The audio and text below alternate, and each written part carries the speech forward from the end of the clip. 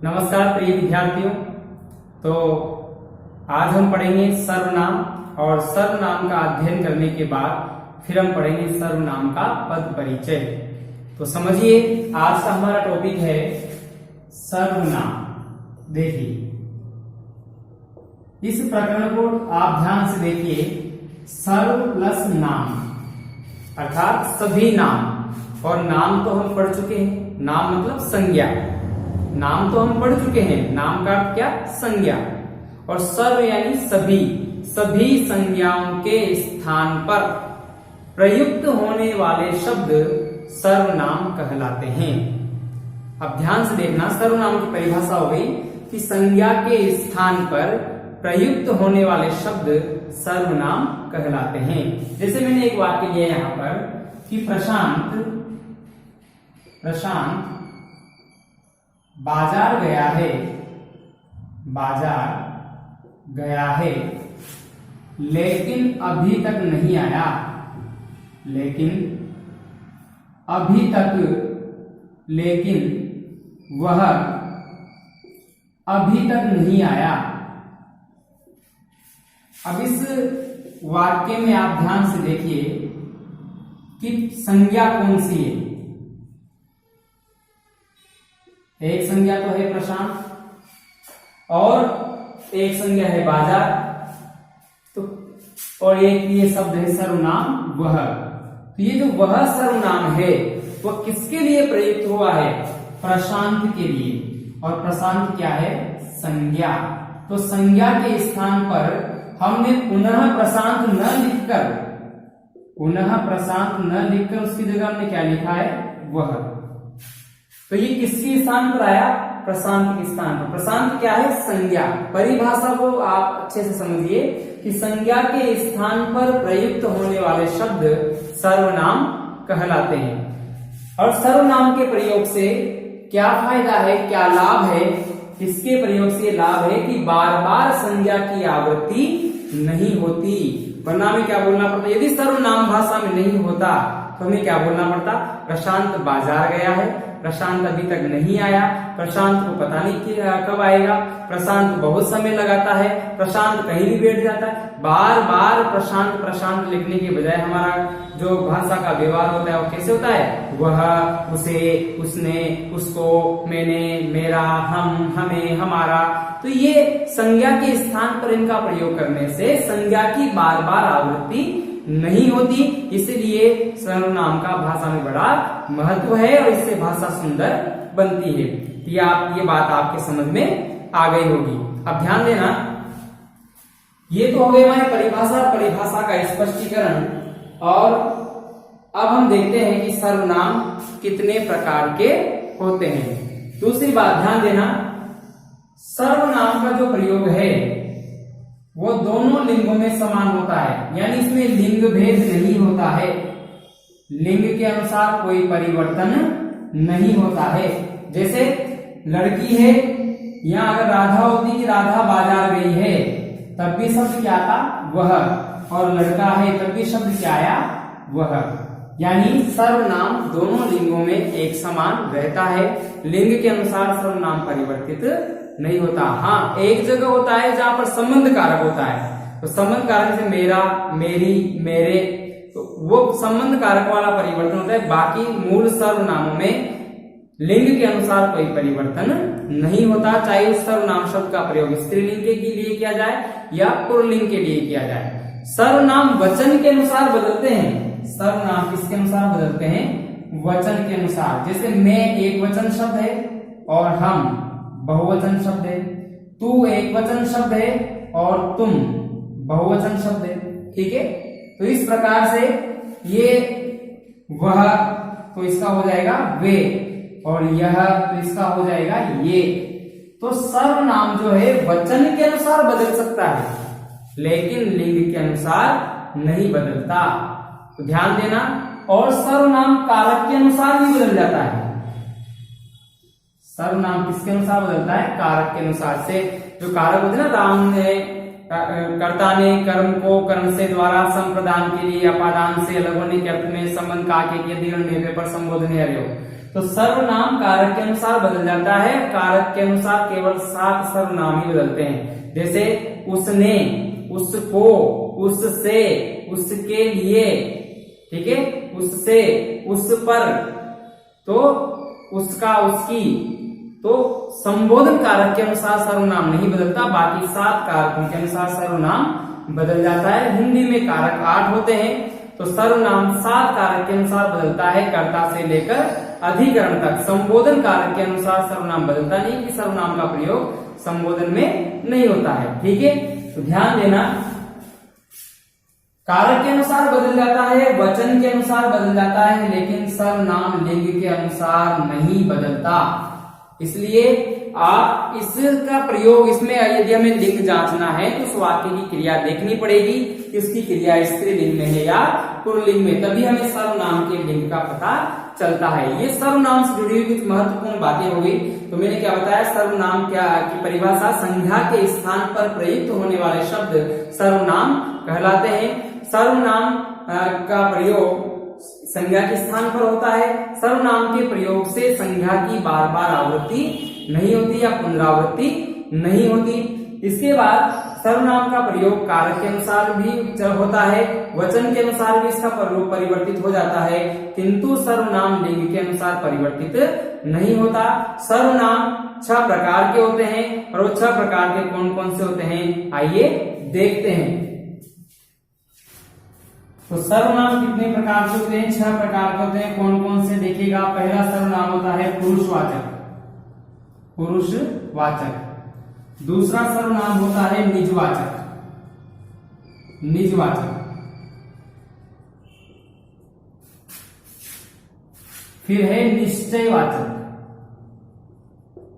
निश्चयवाचक, और अनिश्चयवाचक, अनिश्चयवाचक। एक है हमारा प्रश्नवाचक और एक है संबंधवाचक। इस प्रकार से ये 6 सर्वनाम है संबंधवाचक। अब ध्यान से समझिए आप, ये जो 6 सर्वनाम मैंने आपके सामने लिखे हैं, पुरुषवाचक, निजवाचक, निश्चयवाचक, अनिश्चयवाचक, प्रश्नवाचक और संबंधवाचक, इनको आप सभी भेदों का एक सूत्र से याद कर सकते हो, अनि, पुनि, प्रस, बस, जिसमें आपको पूरे 6 सर्वनामों के भेद आसानी से याद हो जाएंगे। भाई एक बार तो याद करनी पड़ेगी, उसके बाद एक सूत्र आप देख लीजिए, अनि, पुनि, प्रस। अ से अनिश्चयवाचक, नि से निश्चयवाचक, पु से पुरुषवाचक, नि से निजवाचक, प्र से प्रश्नवाचक और स से संबंधवाचक। तो आपको अनि, पुनि, प्रस याद रखना है, बाकी 6 सर्वनामों के भेद आपको याद हो जाएंगे। ध्यान देना, पुरुषवाचक सर्वनाम। तो पुरुषवाचक सर्वनाम किसे कहते हैं, पहले समझ लीजिए आप। वे सर्वनाम जिनका प्रयोग केवल स्त्री व पुरुषों के नाम के लिए किया जाता है, स्त्री व पुरुषों के नाम के लिए किया। नाम मतलब संज्ञा, नाम मतलब क्या, संज्ञा।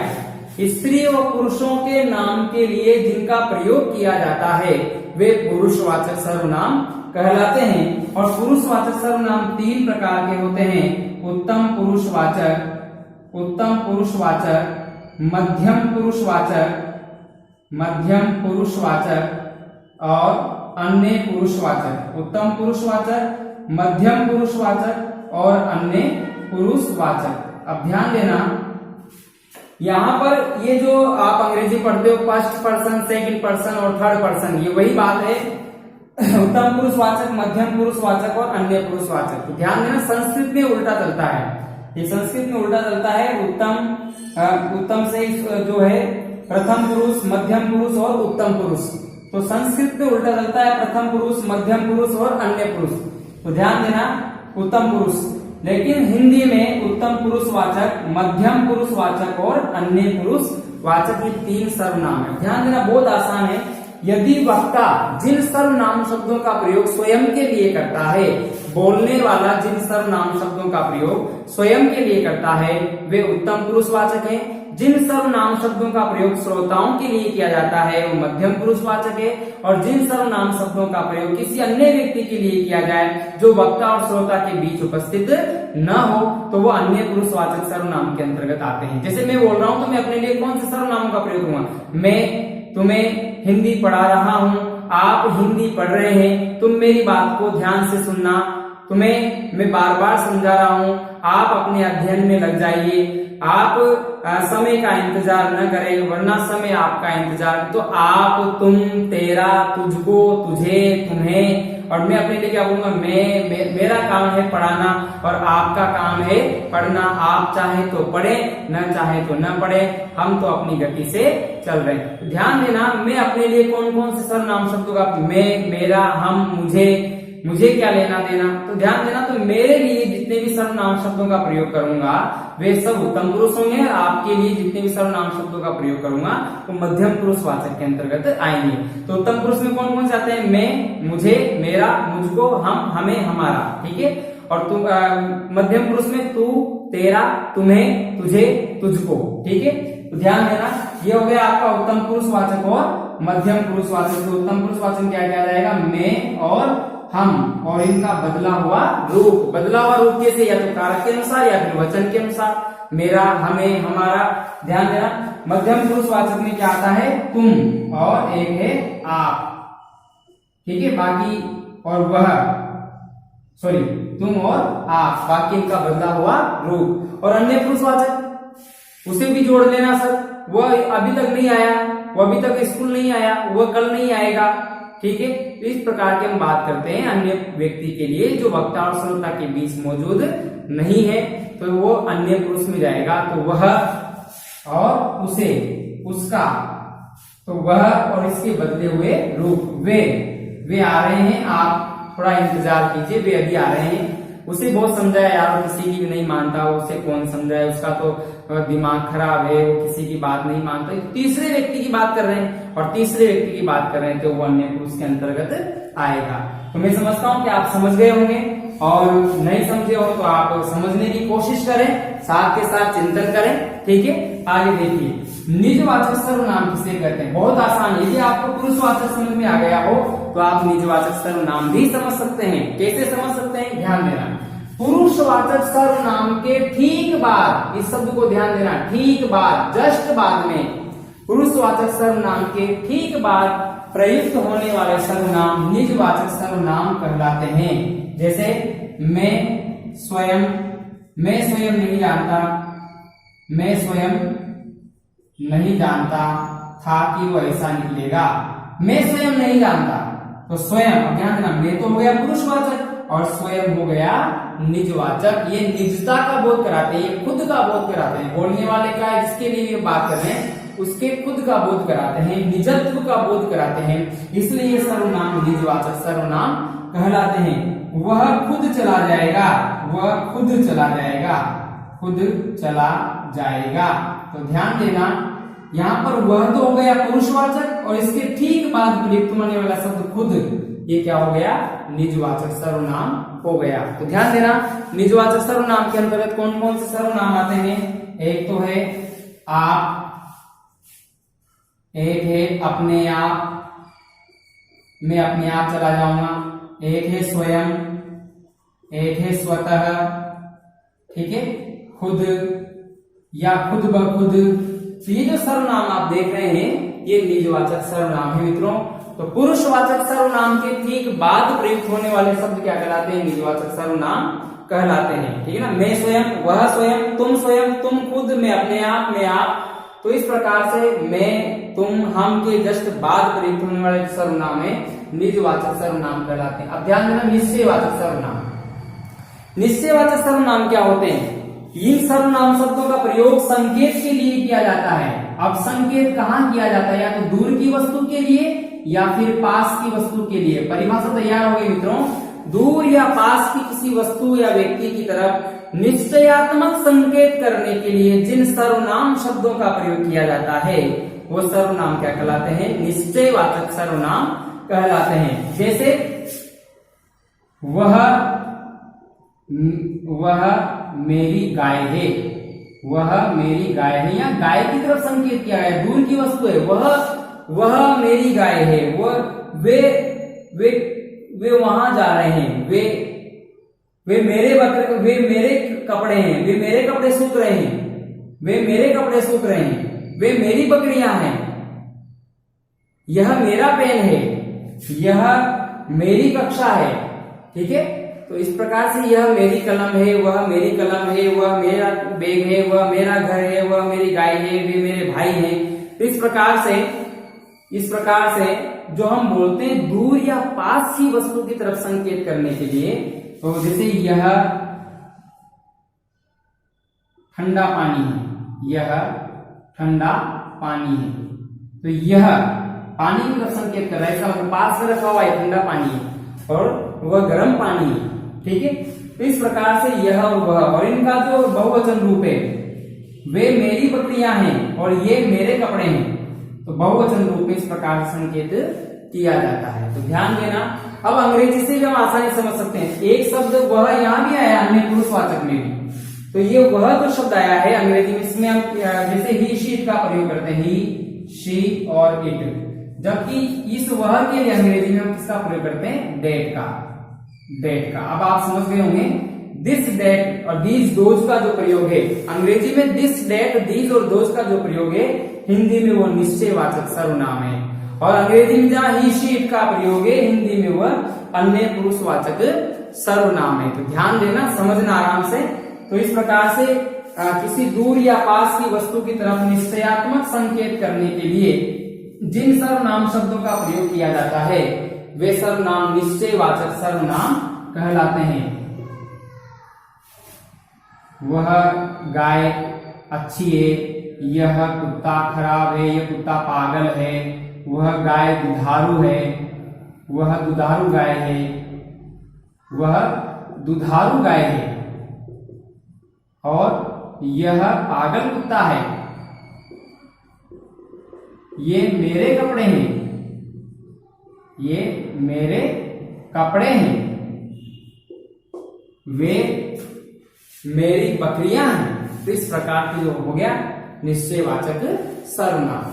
आगे देखिए अनिश्चयवाचक सर्वनाम, ये सबसे आसान है, बहुत आसान है अनिश्चयवाचक, जहां पर संकेत तो हो किंतु संकेत में अनिश्चयात्मकता हो, यानी निश्चित रूप में पता ना हो कि संकेत किसकी ओर किया गया है। तो अनिश्चयवाचक सर्वनाम कौन कौन से हैं? एक तो कोई, जैसे मैंने कहा कि कोई मिल गया, अब पता नहीं, श्रोताओं के लिए तो अनिश्चित है कौन मिल गया, कोई मिल गया। कोई आ रहा है, पता नहीं कौन आ रहा है। चाय में कुछ गिर गया, पता नहीं क्या गिरा, मच्छर है, मक्खी है, क्या है। चाय में कुछ गिर गया, दूध में कुछ गिर गया, है ना?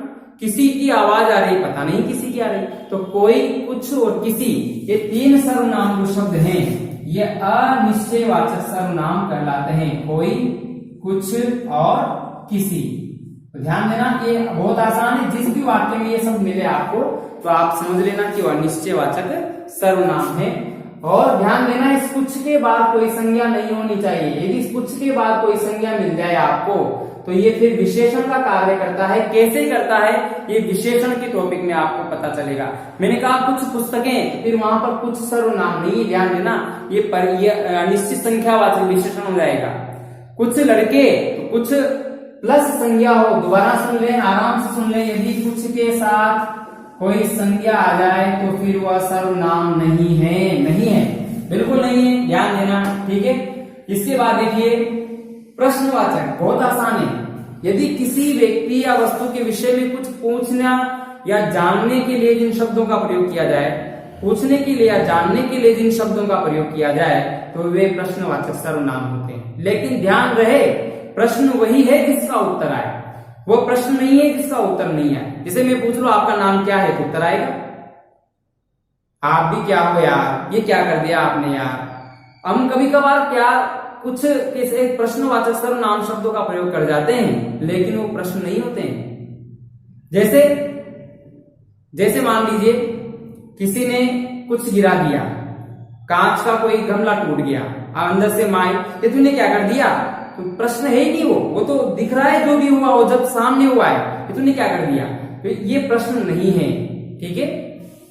क्या बताऊं तुम्हें यार, कैसे बताऊं तुम्हें यार, तो ये क्या और कैसे, ये प्रश्न नहीं है। प्रश्न वही है जिसका उत्तर आता है। इसलिए हम कहें तुम कौन, कितने आदमी थे, कितने आदमी आए, ये लो साहब प्रश्न है, कितने आदमी आए। कौन आ रहा है, कौन आ रहा है, प्रश्न है। आप कहां रहते हैं, प्रश्न है। तो कौन, कहां, क्या, क्या, ये आदि जो भी शब्द हैं जिनसे प्रश्न का बोध होता है वे प्रश्नवाचक सर्वनाम कहलाते हैं। ठीक है मित्रों, आगे देखिए। अब बचा हमारा संबंधवाचक, बहुत आसान है। वे सर्वनाम शब्द जो दो उपवाक्यों के बीच या एक संज्ञा सर्वनाम का संबंध दूसरे संज्ञा सर्वनाम से स्थापित करते हैं वे संबंधवाचक सर्वनाम कहलाते हैं। और ये सर्वनाम कौन कौन से हैं? जो आया है सो जाएगा, ये जो सर्वनाम दो उपवाक्यों के बीच संबंध स्थापित किया, जो आया है, ये एक प्रथम उपवाक्य हो गया, जो आया है सो जाएगा, जो करेगा सो भरेगा, जैसी करनी वैसी भरनी, जिसकी लाठी उसकी भैंस।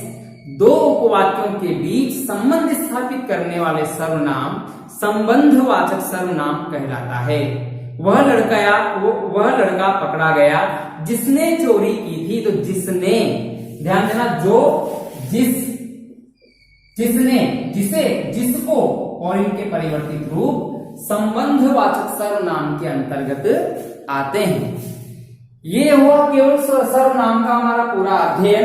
सर्वनाम से जुड़ी हुई जो भी विशेष बातें हैं ये हम अगली वीडियो में करेंगे, लेकिन आप इन सब चीजों पर चिंतन करें, मनन करें, और यदि कोई समस्या हो तो समस्या को आप कमेंट में लिखें। लेकिन ध्यान रखना, अभी सर्वनाम की जो कुछ बातें शेष रह गई है वो अगली वीडियो में आपको पढ़ने को मिलेगी। आज के लिए इतना ही, धन्यवाद। मुझे आशा है कि आपको वीडियो पसंद आया होगा।